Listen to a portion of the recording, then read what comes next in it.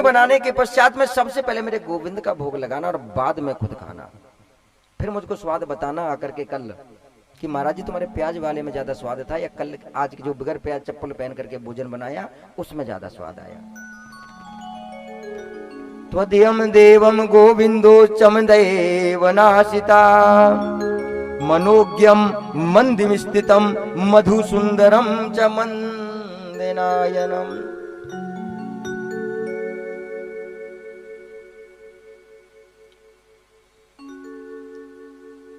जैसा खाओगे अन्न वैसा होगा मन।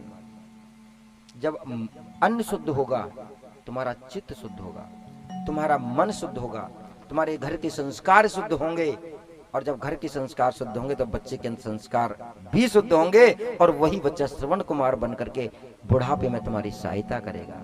प्रेम से कह दो, बेटा रोटी नहीं देता, संतान रोटी नहीं देती, रोटी हमारे संस्कार हमको वापसी में देते हैं।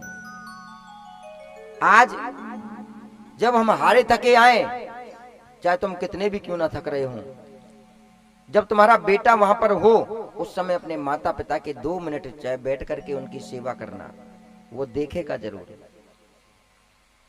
जब हम छोटे थे, जब हम घर जाया करते थे, हमारे बच्चा छोटा था, घर जाते थे तो पिताजी के पैर दबाते थे, माताजी के पैर दबाते थे, तो वो पूछते थे पिताजी आप ये क्यों करते हो? वो तो सही है, हमारे दादाजी तो, माता दादी अम्मा भी सही है, कोई बीमार होता है तब पैर दबाते हैं। क्योंकि बच्चों को समझाना पड़ता है, बच्चों के साथ बच्चा बनना पड़ता है। मेरे बच्चों, हमने ये नहीं कहा कि बेटा वो बीमार है इसलिए दबा रहे हैं, या वो थक गए इसलिए दबा रहे हैं। हमने केवल उनको उनकी भाषा में समझाया, बेटा माता पिता के चरणों में स्वर्ग होता है, और जो माँ बाप के चरण दबाता है वो स्वर्ग प्राप्त करता है। माँ लक्ष्मी होती है, माँ सरस्वती होती है। जितना माँ की ज्यादा सेवा करते हैं ना, पैसा भी ज्यादा मोटा कमाते हैं बेटा।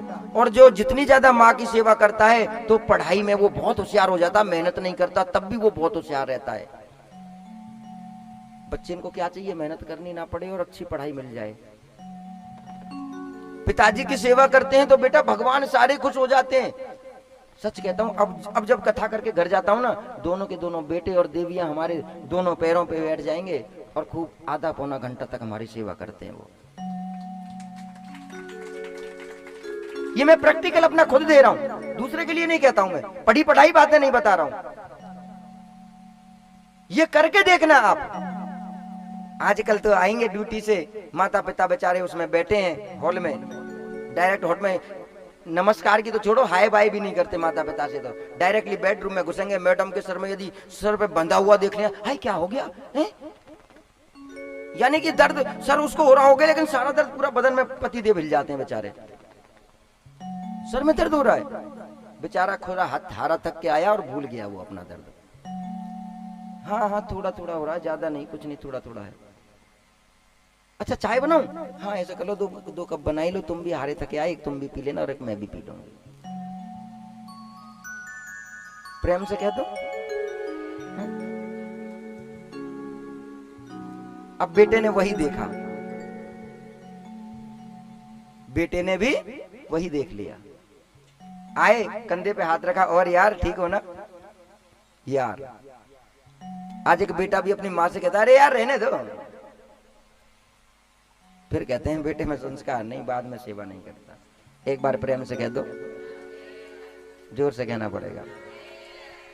लेकिन एक बात बोलूं मेरे बच्चों, कभी कभी बेटा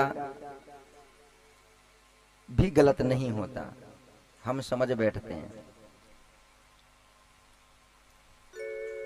जब शादी नहीं होती तब वो सुबह शाम रोज माता पिता की सेवा करता है। शादी हो जाती है तो फिर थोड़ा सा उसको समय कम मिलता है। यदि माँ की नहीं सुनता है तो मैडम जी, माँ कहती है कि जोरू का गुलाम हो गया, और यदि मैडम जी की बेटा नहीं सुनता है तो मैडम कहती है कि माँ का भगत है। सबसे ज्यादा पंडित जी का यही बिजनेस बढ़िया यहां से चालू होता है। गुरुजी कुछ ऐसा कर दो, मेरी बहू मेरी तरफ बोले, मेरे बेटा मतलब मेरे बेटा बहू की ना सुने। पंडित जी क्या करेंगे उसमें भैया? बोलो, नवग्रह की पूजा करा लो। राहु चल रहा है, केतु चल रहा है, शनि चल रहा है, आ जाओ लाइन पे। ग्रह की पूजा कर्मण्यवाधिकारस्ते मां फलेषु कदाचन। फ्री की बताऊंगा आपके लिए भी।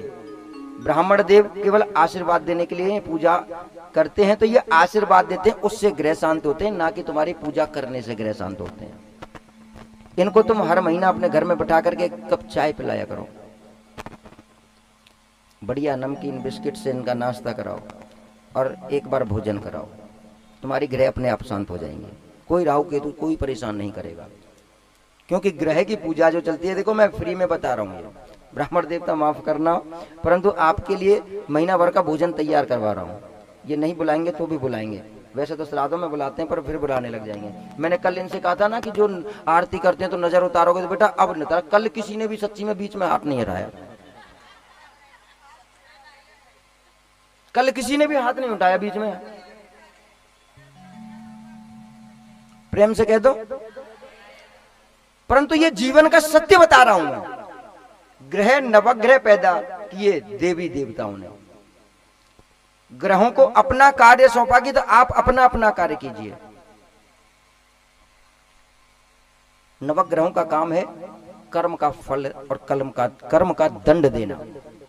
शनि को लोग कहते हैं शनि चल रहा है भैया, 7.5 चल रही है, बहुत बुरी है, बेटा मर जाएगा, एक्सीडेंट हो जाएगा। कुछ नहीं होता जी। और जिस समय शनि की 7.5 आए, उस दिन मैं दावे से कहता हूं, जो तुम्हारी यदि माँ तुम्हारे साथ है, 15 मिनट रोजाना माँ के चरण दबा लेना। डायरेक्ट कहता हूं शनि तुमको राजा ना बना दे। चैलेंज के साथ कहता हूं शनि राजा ना बना दे। शनि छाया पुत्र है महाराज, माँ का सबसे बड़ा सेवादार है। तुम कितनी भी पूजा करा लो, कितने भी दान कर लेना, यदि माँ के लिए एक बार गाली तुम्हारे मुंह से निकल गई तो मैं गारंटी तुमको बर्बाद ना करके छोड़ देता हूं।